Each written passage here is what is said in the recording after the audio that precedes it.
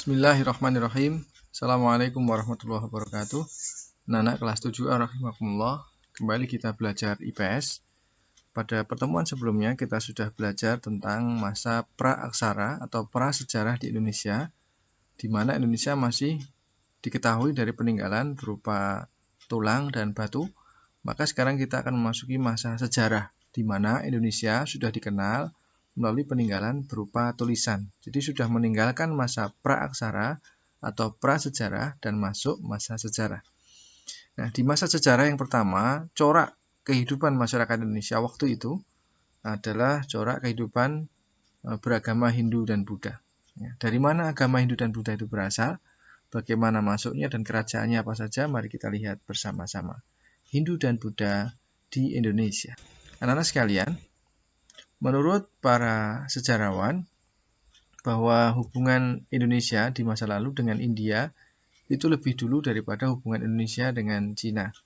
Yaitu bisa dilihat adanya kitab Jataka, Ramayana, dan juga Mahanidesa, di mana di sana di kitab-kitab itu disebutkan tentang Pulau Sumatera yang waktu itu disebut dengan Swarna Dwipa, dan juga sudah disebut tentang Pulau Jawa yang waktu itu disebut dengan Yawa Dwipa. Nah, selain itu juga ditemukan beberapa peninggalan berupa fisik arca Buddha di Jember, ada Sempaga di Sulawesi, dan juga Siguntang di Sumatera Selatan. Ini menunjukkan bahwa kebudayaan Hindu-Buddha sudah lama ada di Indonesia. Kemudian, bagaimana Hindu-Buddha sampai di Indonesia? Ternyata diteliti melalui dua jalur. Jalur yang pertama, jalur laut, yaitu nanti masuk melalui Teluk Benggala, kemudian masuk ke Selat Malaka, dan menyebar ke Indonesia. Dan juga jalur darat, yaitu melalui Semenanjung Asia, Malaysia, Thailand, dan sebagainya. Nah, kalau digambarkan dalam peta seperti ini, India, di situ ada New Delhi, ada Amarawati, kemudian Teluk Benggala, terus menuju ke Selat Malaka, dan menyebar ke seluruh Indonesia. Itulah cara penyebaran agama Hindu ke Indonesia dari pusatnya yang ada di Hindia. Nah, kemudian teori penyebaran itu, para ahli memiliki 4 teori atau ada perbedaan ya, cara pandang para ahli tentang masuknya Hindu-Buddha ke Indonesia. Yang pertama, itu Pak Krom itu menyebutkan bahwa penyebaran Hindu-Buddha ke Indonesia itu dibawa oleh para pedagang, namanya teori Waisya. Kemudian teori yang kedua, Van Leur, itu namanya teori Brahmana, bahwa yang membawa agama Hindu-Buddha ke Indonesia itu adalah para pendeta. Buktinya peninggalannya sudah berbahasa Sanskerta, padahal bahasa itu hanya dikuasai oleh ahli-ahli agama. Para pedagang nggak bisa bahasa-bahasa tingkat tinggi begitu, nggak bisa. Maka mereka berpendapat berarti yang bawa para Brahmana. Gitu. Kemudian yang ketiga, teori kesatria dicantikkan oleh Burke. Ini dia berpendapat bahwa Hindu-Buddha ke Indonesia itu dibawa oleh bangsawan India yang menaklukkan wilayah Indonesia. Buktinya apa? Buktinya nama-nama pemimpin-pemimpin Indonesia seperti Aswawarman, Mulawarman itu nama pemimpinnya, penguasanya itu nama-nama dari India. Berarti itu melalui para bangsawan ditaklukkan gitu. Kemudian yang ketiga, yang keempat, itu adalah teori arus balik.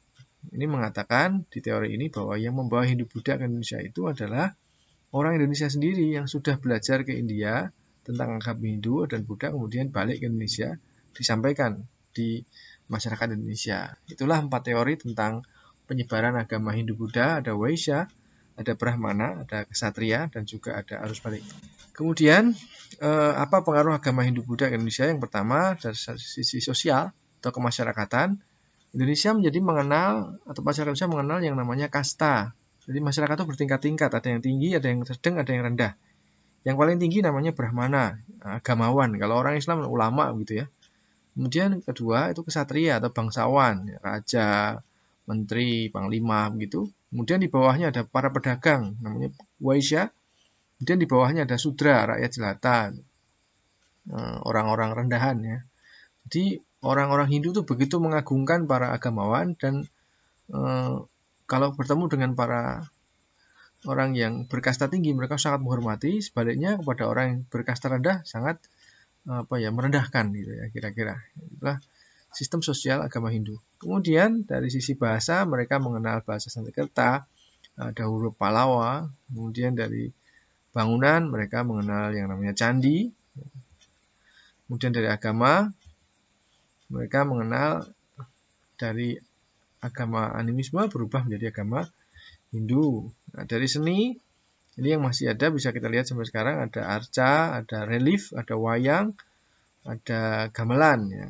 Ini dari Hindu sebenarnya. Ada sastra, itu ada kakawin atau tembang. Dan di penanggalan kita sering sampai sekarang masih kita pakai yaitu tentang pasaran, paing pon wage kliwon. Nah, itu masih kita pakai, makanya kita masih dengar dan bahkan masih mempraktekannya. Nah, ini relief ya. Itu yaitu lukisan timbul yang ada pada dinding ya. Dan ini adalah candi, peninggalan bangunan. Itu beberapa pengaruh agama Hindu Buddha.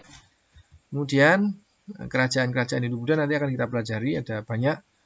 Nanti kita mulai dari Kutai ya sama-sama. Yang pertama Kutai.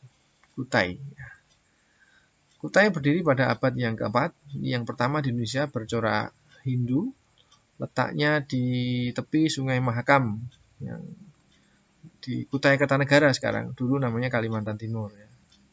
Raja-rajanya yang pertama Raja Kudungga. Kita lihat namanya masih khas nama Indonesia. Kemudian anak-anaknya sudah mulai menggunakan nama Sanskerta, Aswawarman.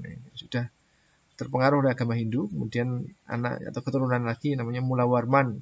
Ini mencapai masa keemasan pada generasi yang ketiga. Peninggalannya berupa yupa. Yupa itu semacam tugu yang di situ dituliskan. Nah, maka disebut sebagai masa sejarah karena di situ sudah ada tulisan. Ya, ini yupa ini. Itu ada tulisan bahwa Raja Mulawarman dan raja-raja itu adalah penguasa dari Kutai. Dan Raja Mulawarman membagi-bagikan ribuan sapi pada rakyat yang menunjukkan bahwa Kutai waktu itu sangat makmur. Ya. Itu bentuknya yupa seperti itu ya. Nah, itu yupa. Ada tulisannya, berarti sudah ada sejarah karena ada tulisan. Jadi bukan hanya tulang sama batu saja. Yang kedua, Tarumanegara. Ini sudah di Jawa, abad ke-5, tepatnya di Jawa Barat, di lembah Sungai Citarum.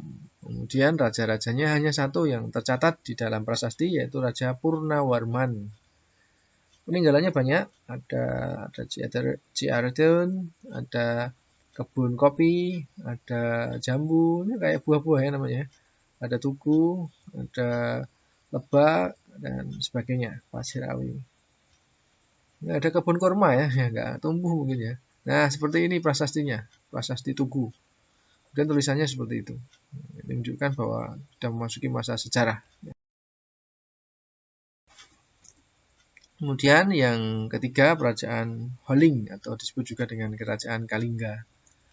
Waktu berdirinya pada abad yang ke-7, letaknya ada di Jawa Tengah, di provinsi kita, tepatnya banyak mengatakan itu di sekitar Pekalongan, sampai Jepara, di pesisir pantai utara. Ya.